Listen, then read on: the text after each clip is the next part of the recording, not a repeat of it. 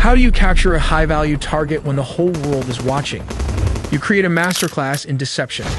The CIA set the stage with a single building as bait and filled the sky with 150 aircraft to create a deafening sonic shield for the helicopters to drop Delta forces. F-35s lit up the perimeter, turning night into day. By the time the dust settled, the helicopters had already touched down and Maduro was gone. We'll also look at how the US uses the F-35 jets and its Navy to launch a large-scale attack, all in the video ahead. In the dead of night that is 2 in the morning, the lights went out in Caracas. By 5 a.m., the president of Venezuela was gone. But how US played a deception games. While the whole world were focused on the aircraft carriers in the Caribbean, a shadow war was being fought on the ground. This wasn't an invasion, it was a surgical extraction.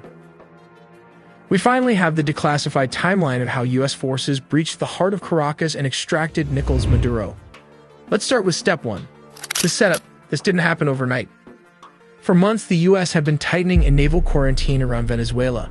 The US Gerald R. Ford Carrier Strike Group and the US Iwo Jima Amphibious Ready Group were parked off the coast. The pretext was clear.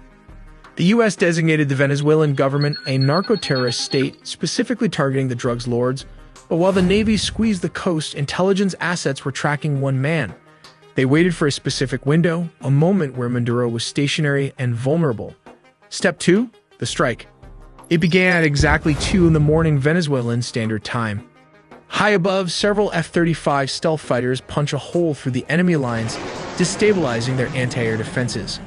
Like these Russian S-300 missiles located all over the strategic high-value target. With the skies clear, the path opens for Delta Force helicopters to fly straight towards the mission.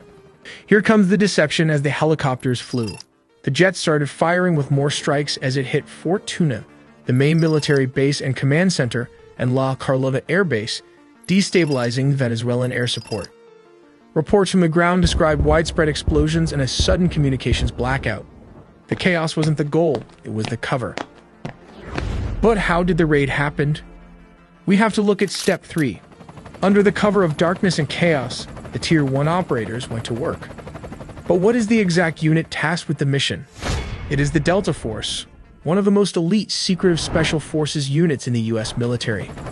Witnesses in Caracas reported low-flying aircraft skimming the rooftops, flying well below radar coverage. The team breached a secure compound believed to be a safe house within the massive Fuerte Tiuna complex. Resistance from the Venezuelan Presidential Guard was swift but ultimately futile, as the helicopters lay cover fire. The operators moved with surgical speed, landing on multiple points. But how exactly the capture and extraction happened? For this, let's look at step 4. Specialized helicopters hovered over the objective to insert the assault team. While dozens of attack helicopters laid down suppression fire, the Delta Special Forces descended and started the search for the high-value targets.